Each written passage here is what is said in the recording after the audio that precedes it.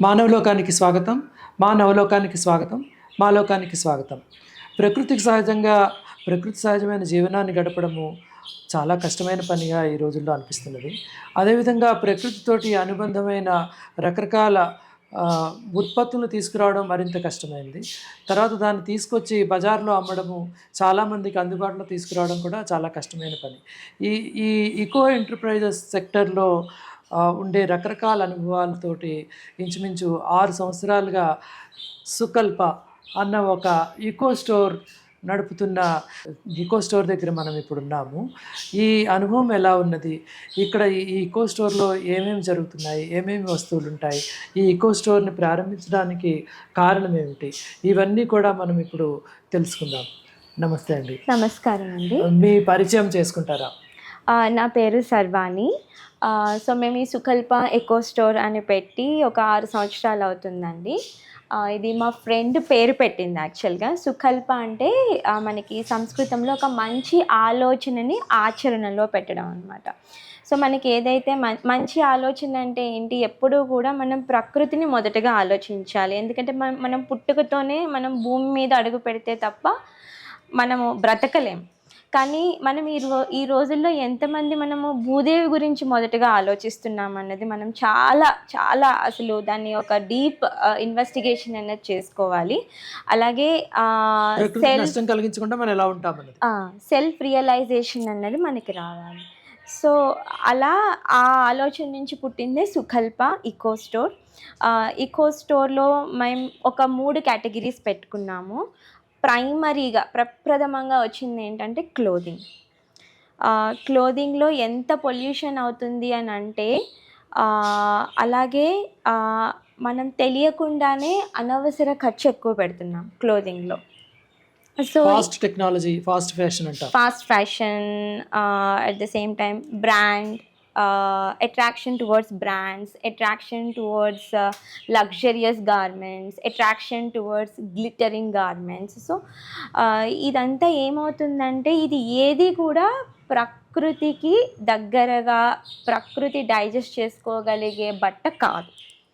అంతా ప్లాస్టిక్ మయం అయిపోయింది. అలాగే మేము కొన్ని వార్తలు చూసినప్పుడు చేనేత ఆ నేతన్నలు అది వాళ్ళు ఆత్మహత్య చేసుకుంటున్నారు. సో ఇలాంటివన్నీ చూసి ఒక చిన్న ట్రిగ్గర్ లాగా ఫామ్ అయిందనమాట. సో ఇక్కడ ఏమవుతుందంటే మనము నేత కార్మికులు అంటున్నాం. ఒకప్పుడు మనం నేతన్నలు అనేవాళ్ళం. నేతక్కలు, నేతమ్మలు. అది ఒక కుటుంబంలో అందరూ అది కలిసి ఒక చేసే పని. కుటుంబంగా ఉండేది. అందరూ చేసే పని. ప్రతి కుటుంబానికి కూడా వారి అవసరం ఉండేది. ఇప్పుడు మనం తిండి తినకపోయినా కూడా ఒళ్ళు కప్పుకోవడానికి బట్ట అయితే కావాలి.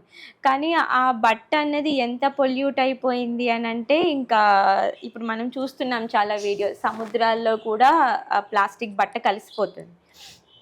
సో ఇలా ఒక హ్యాండ్లూమ్ అన్న పదంతో స్టార్ట్ చేసాం. ఫస్ట్‌లో ఏంటి అంటే హ్యాండ్లూమ్స్‌ని స్టిచ్ చేయాలి అని ఒక సంకల్పంగా పెట్టుకున్నాము. కానీ తర్వాత ఏం తెలిసిందంటే హ్యాండ్లూమ్స్‌లో కూడా చాలా మోసం జరుగుతుంది. హ్యాండ్లూమ్స్‌లో కూడా పాలియెస్టర్ థ్రెడ్స్ కలిసిపోతున్నాయి. అంటే అసంకల్పితంగా చేయడం ఎక్కువైపోయింది. ఎందుకు అంటే మనకి ఇప్పుడు ఏంటంటే ధన లాభము, ధన సంపాదన అన్నది ప్రప్రథమం అయిపోయింది. ఎందుకు అంటే మనం ప్రకృతిని ఆరాధించి ప్రకృతిలో దొరికే వాటిని తీసుకోవడం తగ్గించేసుకున్నాం. ప్రకృతిలో కరెన్సీ లేదు కదండి, మనల్ని అడగదు కదా ప్రకృతి డబ్బులు ఇవ్వండి అని. కానీ మనకు ఫ్రీగా అన్నీ ఇస్తుంది. ఎలా? ఆరోగ్యకరమైనవి ఇస్తుంది. కానీ మనం అవి మర్చిపోయి ధనార్జన ఇది ఎక్కువైపోయింది. సో ఇక్కడ ఏంటంటే మనం గుర్తుపెట్టుకోవాల్సింది, మన ఇంట్లో ఉండాల్సింది అష్టలక్ష్ములు ఉండాలి, ధనలక్ష్మి ఒకటే కాదు. ఇది ఒక గురువు గారి ద్వారా తెలుసుకున్నాను నేను. అష్టలక్ష్ములు ఉండాలి, ఆరోగ్యలక్ష్మి కూడా చాలా ముఖ్యం. సో ప్రకృతికి దగ్గరగా ఉన్నప్పుడు ఆరోగ్యం ఉంటుంది, ఆరోగ్యంగా ఉంటుంది. సో మన భారతీయ వస్త్రం రకరకాల ఫ్యాబ్రిక్స్ ఉంటాయి. కాటన్ ఉండేది. కాటన్ కూడా బ్రిటిష్ కాలం ముందు మన ఇండియన్ క్లైమేట్కి సూట్ అయ్యే కాటన్, దానిని ఇండిజినస్ కాటన్ అంటున్నారు ఇప్పుడు, ఆర్ నేటివ్ కాటన్ అంటాం. తెలుగులో అయితే దేశవాళీ పత్తి అని అంటారు. ఇది ఏంటంటే ఇది మన ఇండియన్ క్లైమేట్కి హైలీ సూటబుల్ కాటన్.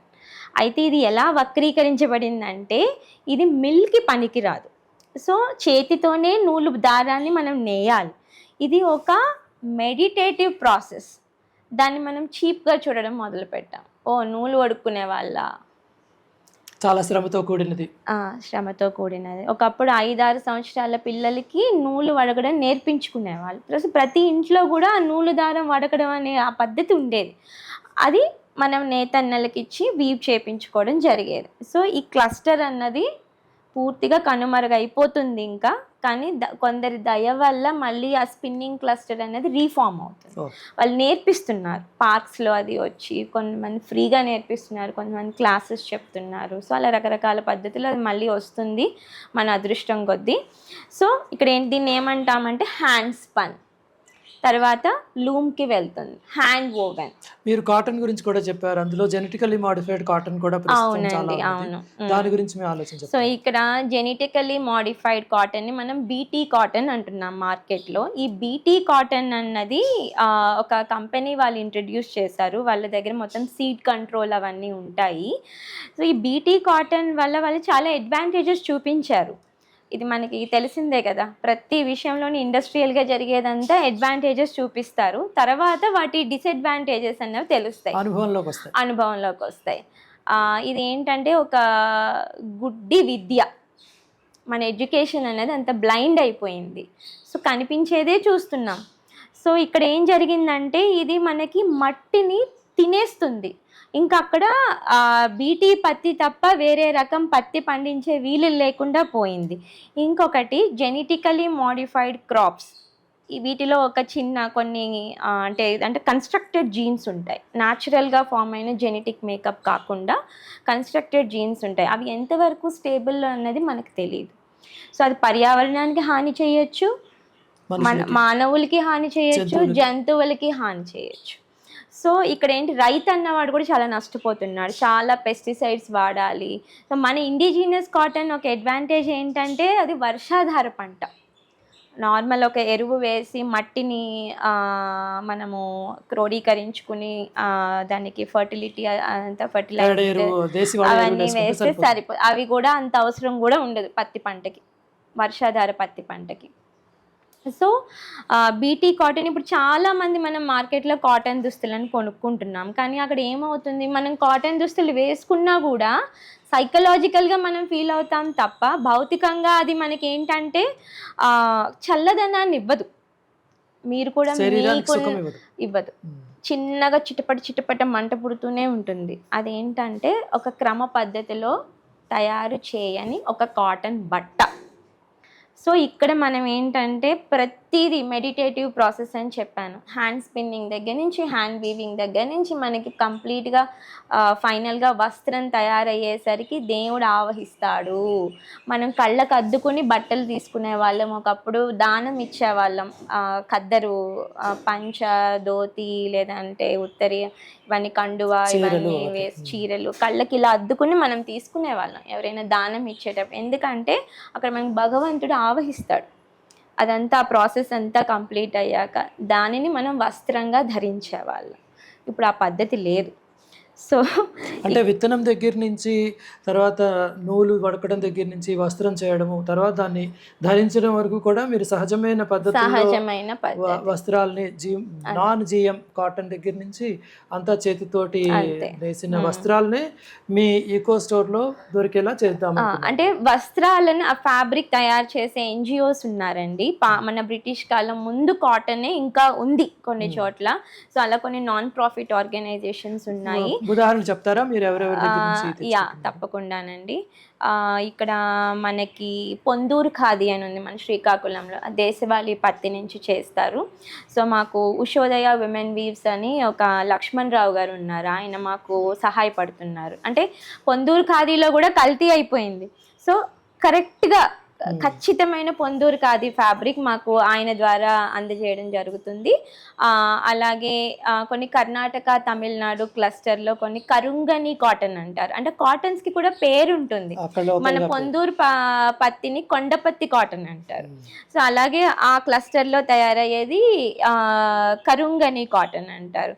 అలాగే కొన్ని కందు అని ఒక ఎంటర్ప్రైజ్ ఉంది, వాళ్ళు బ్రౌన్ కాటన్ ప్రొడ్యూస్ చేస్తారు. ఇది కూడా కర్ణాటక అక్కడే. సో ఈ బ్రౌన్ కాటన్ని న్యాచురలీ కలర్డ్ కాటన్ అంటాం. అంటే దాన్ని ఏం డై చేయము. అలాగే కొన్ని వెస్ట్ బెంగాల్ నుంచి కొన్ని ప్రొక్యూర్ చేసుకుంటాం. అలాగే తమిళనాడు దగ్గర తులా అని ఒక ఎంటర్ప్రైజ్ ఉంది. వాళ్ళు కూడా దేశవాళీ పత్తి, హ్యాండ్ స్పిన్, హ్యాండ్ ఓవెన్ అవన్నీ తయారు చేస్తారు.